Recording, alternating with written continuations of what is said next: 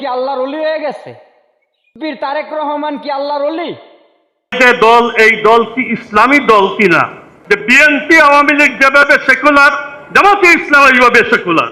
হ্যাঁ, আমি কিন্তু বলেছি ভাই, আগে আপনারা তৌহিদে আসেন, এরপরে যদি আপনি দাঁড়িয়ে রাখার ইচ্ছা আপনি রাখেন।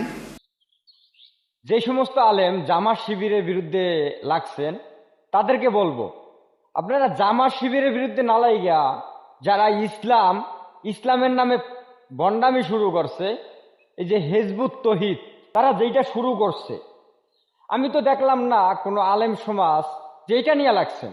যারা দেশের জন্য রাষ্ট্রের জন্য ভালো কিছু করে তাদের পিছনে আপনার আড়ার মতো লাগেন। এর জন্য আমি একটা কথা বলবো, আপনাদের মতো কিছু কুলাঙ্গার আলেমের জন্য আমাদের ফেসিস্ট সরকার শেখ হাসিনাই ভালো আছিল।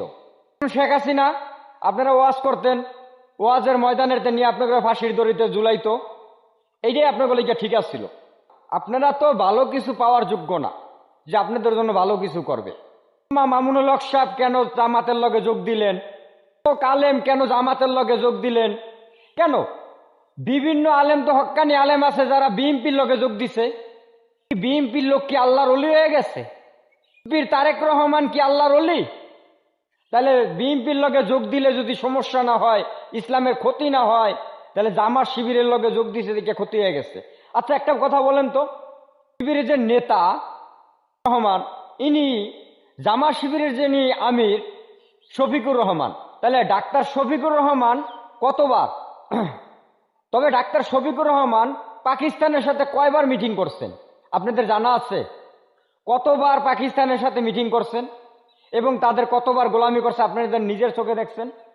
এবং বাংলাদেশের যে সরকার তারেক রহমান, তিনি ভারতের সাথে কতবার মিটিং করছেন জানা আছে?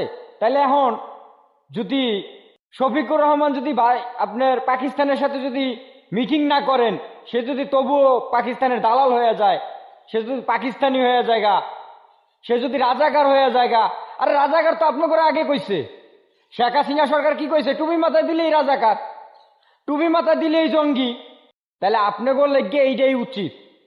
যে সমস্ত আলেম জামাতের বিরুদ্ধে আছেন, আপনাদের জন্য শেখ হাসিনা দরকার, 100% দরকার।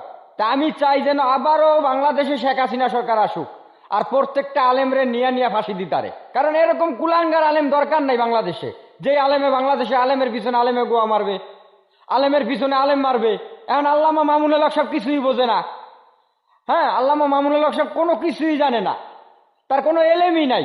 এই সমস্ত বড় বড় মুজুর্গ লোকগুলার জন্য, এই মাথা মোড়াগো জন্য এই ইসলামের ক্ষতি হয়। পারলে হিজবুত তৌহিদ বন্ধ করেন। যে হিজবুত তৌহিদ ইসলামের ক্ষতি করতেছে, মানুষকে ভুল দিকে নিতেছে এবং এমন একটা সময় তৈরি করবে যে বাংলাদেশে কোরআন রাখবে না, বাংলাদেশে ইসলামের কোনো কিছু রাখবে না। সে ফেরাউনের মতো রাষ্ট্র কায়েম করবে, এক সময় আসবে, দেখতে পারবেন এই আপনাদের ভুলের কারণে।